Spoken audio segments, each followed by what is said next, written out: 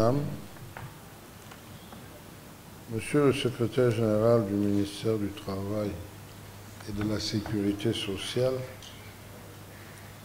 Monsieur le représentant du directeur général de la CNPS, Mesdames et Messieurs les partenaires sociaux, employeurs et employés, chers collaborateurs, hommes et femmes de presse, Mesdames et Messieurs, en vos grades et qualités, nous voici à l'entame d'une nouvelle année de travail. Je ne vous cache pas ma joie de vous voir tous ici réunis, prêts à poursuivre notre œuvre commune d'implémentation des piliers du travail décent dans tous les secteurs d'activité de notre pays. Je souligne cet objectif d'entrée de jeu, cet objectif majeur, pour reconnaître et saluer les efforts consentis par chacun d'entre vous au cours de l'année écoulée. Des contributions qui ont permis d'atteindre des résultats fort appréciables. Il me plaît alors d'exprimer solennellement ma gratitude à l'ensemble des collaborateurs des services centraux et déconcentrés, personnels et responsables qui œuvrent au quotidien sous l'encadrement et l'autorité de Monsieur le secrétaire général.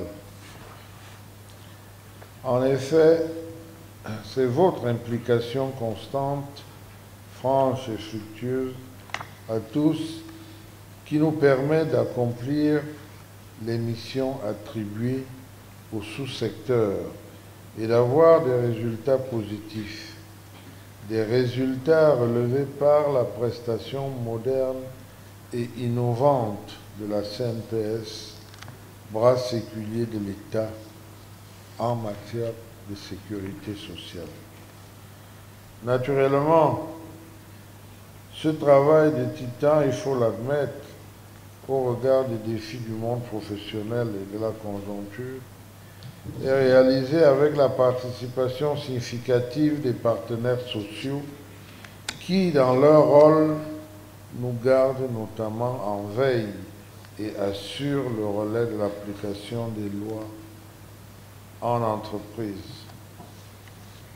Mesdames et Messieurs, avant de tourner définitivement la page de l'année 2024, notons bien qu'elle constitue un chapitre édifiant dans notre marche vertueuse de progrès et de justice sociale dans le sous-secteur en cohérence avec la vision affichée et assumée du président de la République, son Excellence Paul Biya, qui dans son message à la nation le 31 décembre dernier réitérait, je le cite, « Si nous voulons atteindre les objectifs de développement que nous nous sommes fixés, nous devons améliorer la gouvernance dans tous les secteurs d'activité. » Fin de citation. En effet, 2024 au ministère du Travail et de la Sécurité sociale est une année qui compte parce qu'elle a été marquée par un certain nombre de choses dont je vais vous énumérer quelques-unes, au-delà du fait qu'elle a été très meurtrière avec 4 décès. Premièrement, en matière de sécurité sociale, elle aura été marquée par le renforcement du régime privé de sécurité sociale et son extension au champ personnel non couvert. Elle aura été marquée par une accentuation des facilités d'immatriculation et de paiement et le paiement des cotisations sociales avec pour effet un accroissement du taux d'immatriculation de près de 90 000 nouveaux assurés, dont un peu plus de 35 000 assurés volontaires et 51 000 assurés obligatoires, ce qui porte l'officier des assurés à 2 047 000 environ. Elle aura été marquée par la poursuite des activités de formation des acteurs impliqués dans la gestion des contentieux de prévoyance sociale pour une justice diligente et appropriée des litiges liés au non-paiement des pensions sociales. Elle aura été marquée aussi par la sensibilisation de proximité des travailleurs dans la création et le fonctionnement des mutuelles communautaires dans un esprit d'économie sociale et solidaire. Elle aura été marquée par la ratification par le Cameroun de la Convention multilatérale de sécurité sociale de la Conférence interafricaine de prévoyance sociale, la CIPRES. En outre, dans le cercle de la promotion du dialogue social, les actions ci-après ont été menées. D'abord, la poursuite de l'assainissement du fichier syndical à travers l'identification des sièges de 16 organisations professionnelles sur 21 et l'actualisation des données de 201 organisations socio-professionnelles. Le déploiement de l'application Trade Union Manager dans les régions dans le but de rapprocher l'administration de l'usager et permettre ainsi aux services déconcentrés d'avoir une visibilité sur le syndicat en activité dans leurs circonscriptions respectives. Ensuite, l'organisation de la 138e édition de la Fête internationale du travail sur toute l'étendue du territoire national. Le thème était « Dialogue social constructif, facteur de promotion du travail décent et de progrès social ». Puis-je vous rappeler qu'il y a encore beaucoup de travail à faire pour la diffusion de ce thème. Ensuite, l'élaboration en liaison avec le BIT des projets de guide méthodologique de l'inspection du travail au Cameroun et du diagnostic de l'administration du travail au Cameroun en vue de l'amélioration de la couverture et de la qualité des services de ces institutions. L'examen et la maîtrise de 39 préavis de grève et mouvements d'humeur ainsi que le suivi hebdomadaire du climat social. La tenue des travaux du comité de concertation et de suivi du dialogue social consacré à l'évaluation des 10 ans d'existence et la formulation des propositions de réforme de l'instance. Ensuite, la poursuite des négociations des conventions collectives en vue d'améliorer les conditions de travail des travailleurs a eu une place de choix cette année. À date, 5 conventions collectives ont été négociées et signées, à savoir la Convention collective nationale des produits pharmaceutiques, la Convention collective nationale du commerce, la Convention collective d'entreprise du FECOM, la Convention collective nationale des entreprises de stockage et de distribution des produits pétroliers et la Convention collective nationale des banques et autres établissements financiers du Cameroun. Ensuite, la poursuite de la simplification des procédures d'attribution des médailles d'honneur du travail qui a pu intégrer désormais l'optimisation des recettes non fiscales dans le processus de la fourniture des médailles d'honneur du travail. Un dispositif mis en place conformément aux recommandations du ministre des Finances afin de renforcer le recouvrement des recettes.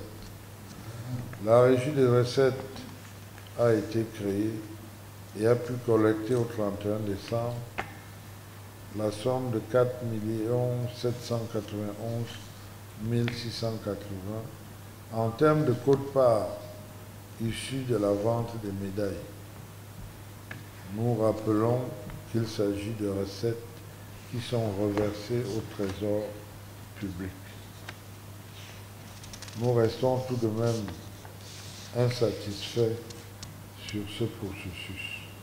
En ce qui concerne directement le déploiement de l'inspection du travail, qui, rappelons-le, a pour mission la prévention des conflits sociaux au sein des entreprises et le règlement amiable des différends du travail, le cadre de travail ainsi que ses capacités d'intervention ont été améliorés à travers la mise à disposition des véhicules de contrôle et l'organisation des formations, ce qui a permis l'intensification des visites d'inspection et l'établissement de mise en demeure, soit 799 mises en demeure exactement. Par ailleurs, le règlement des différends du travail a donné lieu à l'établissement de plus de 11 000 procès-verbaux établis.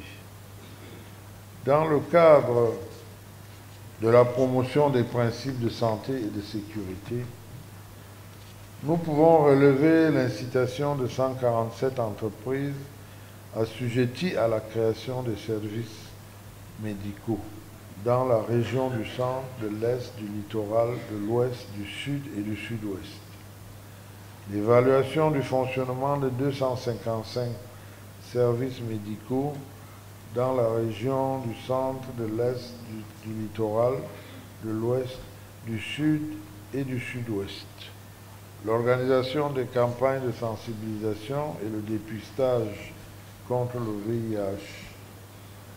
L'organisation de 2 campagnes de vulgarisation du Programme national de sécurité et santé au travail qui ont permis la sensibilisation de 235 acteurs de santé et sécurité au travail des régions de l'Ouest et de l'Est.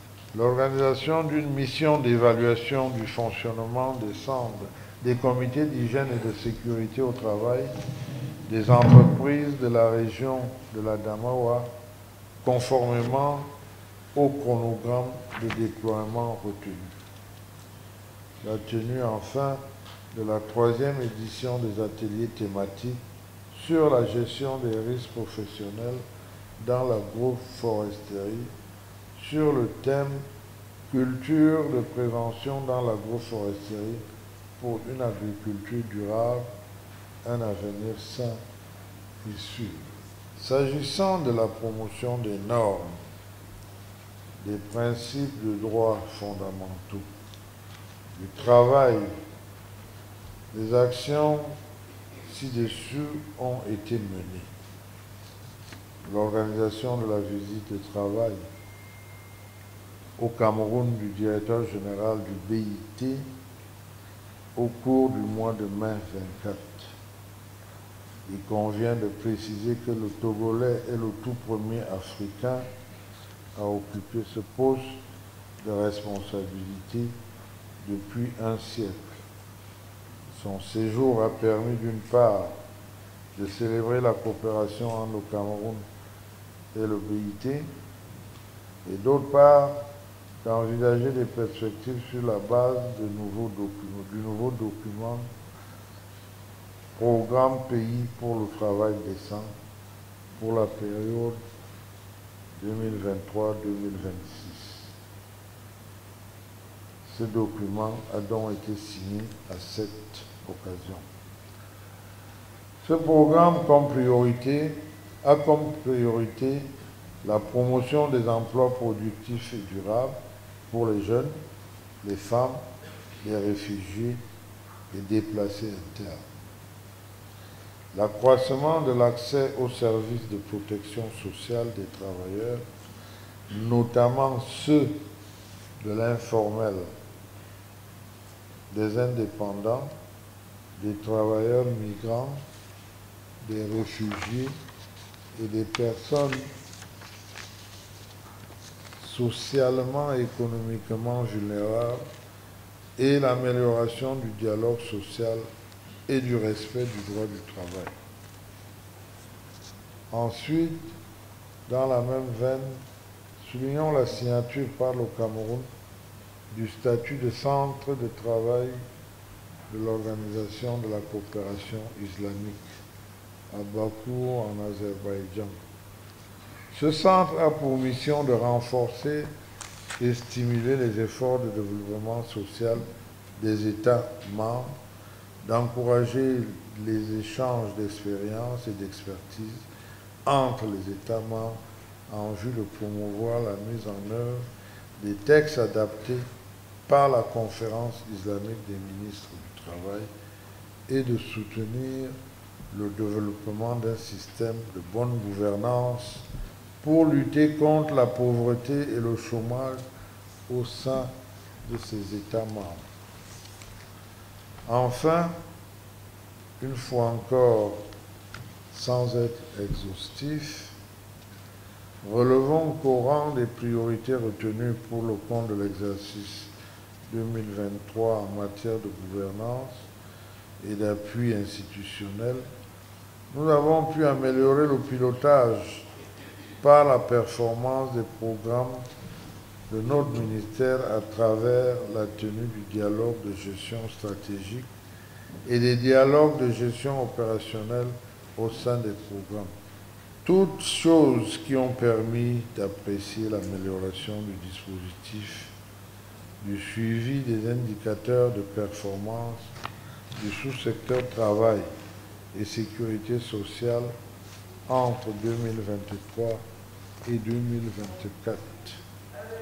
Pour le contrôle interne et la lutte contre la corruption, les domaines concernés ici sont la promotion du bilinguisme, la communication, le système d'information statistique, la digitalisation des archives à travers la numérisation, ainsi que l'assainissement du fichier solde du ministère en liaison avec le MINFOPA, ou encore la réhabilitation en cours des bâtiments abritant les services centraux et déconcentrés dans certaines régions.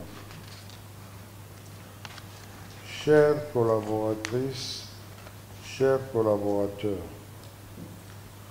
la présente conférence annuelle des responsables des services centraux et déconcentrés du ministère est à la fois un marqueur temporel et structurel. C'est le lieu, en effet, dans la dynamique d'amélioration organisationnelle, d'une part, de s'auto-évaluer au bout d'un exercice annuel, en l'occurrence, et d'élaborer des stratégies nouvelles, d'autre part.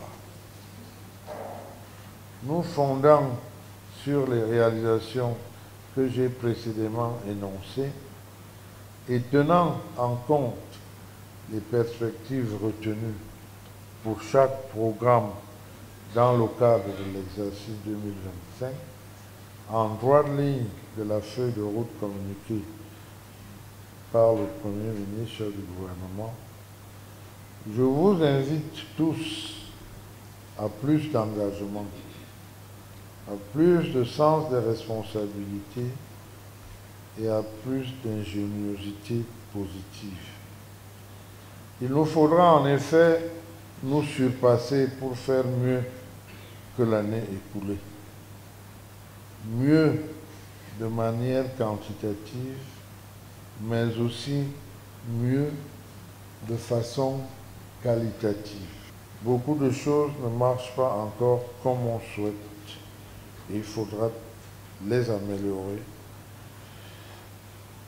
C'est bien pour vous y encourager que nos assises ces 2 jours se déroulent sous le thème, je cite, « Éthique professionnelle et déontologie administrative », pilier essentiel pour la performance dans le sous-secteur travail et sécurité sociale. Vous savez déjà quelle est ma conviction. Puis-je vous la rappeler? Ma conviction est que vous êtes tous bien formés. Vous êtes tous compétents et capables de meilleurs résultats. Cependant, il faut transformer ces atouts en actions plus pertinentes et en résultats davantage flatteurs. Vous êtes en effet des agents publics astreints à un certain nombre de principes et de règles. Il faut les appliquer à la lettre, car aujourd'hui plus qu'hier, il faut faire montre d'une solide discipline, d'un professionnalisme rigoureux et surtout d'une éthique inébranlable pour affronter les difficultés, lever les résistances diverses, implémenter les bonnes pratiques et surtout apporter une plus-value dans le cadre de sa fonction. Je vous invite à cet effet de bien réécouter ou de bien relire le discours du chef de l'État le 31 décembre. Ne soyez pas seulement des agents publics qui se contentent de cocher les cases en faisant le strict minimum. Que dis-je? En faisant ce qu'on pourrait dire le minimum syndical, souvent en foulant quelques procédures au passage, ou encore ne se soumettant pas de manière stricte au respect de la hiérarchie. Ces comportements déplorables doivent cesser parce qu'ils sont inacceptables et ils seront sanctionnés. Il faut que vous deveniez des entrepreneurs administratifs, c'est-à-dire des pourvoyeurs de solutions déterminés, intègres et engagés dans et pour le collectif. Les missions du service public sont des missions d'intérêt général.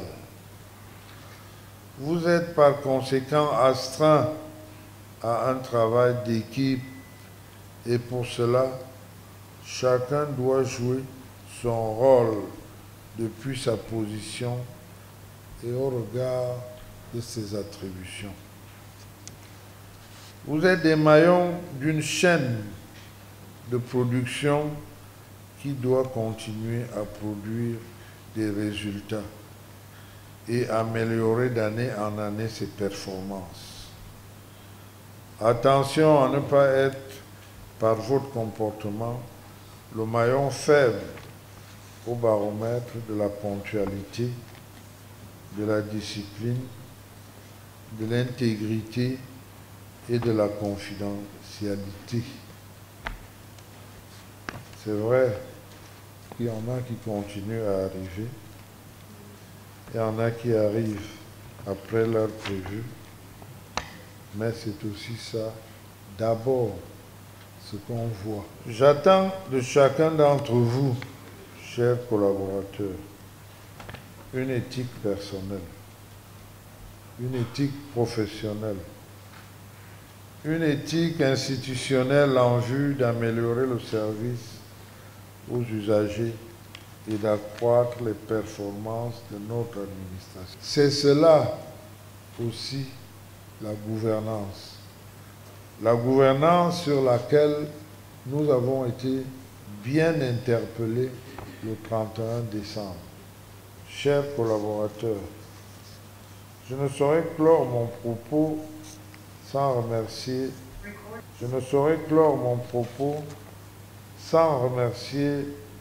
le bureau pays du BIT pour les appuis constants dont bénéficie ce département ministériel, ainsi que les partenaires sociaux dans le cadre de la coopération Cameroun-OIT. Je voudrais également exprimer mes vives remerciements à Monsieur le directeur général de l'ENAM qui met à notre disposition cet amphithéâtre avec pas mal de commodités et qui nous fait l'amitié d'être là aujourd'hui. Monsieur le directeur général, merci. Merci encore aux partenaires sociaux, travailleurs et employeurs, pas seulement pour leur présence, pour ceux qui sont là, mais pour la contribution enrichissante et volontaire dont ils ont fait preuve durant cette année. Nous avons pu avancer dans pas mal de négociations. Je souhaite personnellement que nous maintenions le cap, du dialogue social, que nous approfondissions le dialogue. Je pense que les travailleurs ont des revendications souvent justifiées. Il faut qu'ensemble nous trouvions des solutions. Les employeurs avec, et nous aussi, que nous trouvions des solutions pour arriver à des points de convergence. C'est cela qui garantira la paix sociale. C'est cela qui va nous apporter la sérénité dans tout le travail que nous aurons à faire. Tout en souhaitant que nos travaux connaissent le succès escompté, en vue d'une performance impactante du sous-secteur travail et sécurité sociale, je forme le vœu que 2025 soit une année de bonne santé et de réussite pour chacun d'entre vous.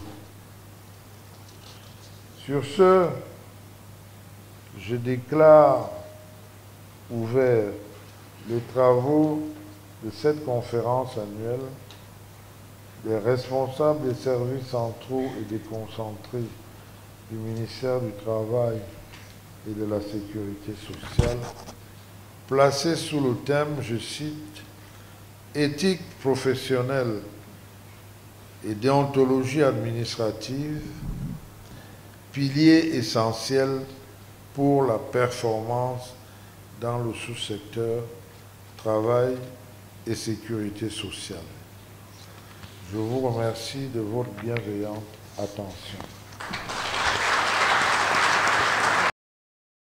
FH News, votre télévision.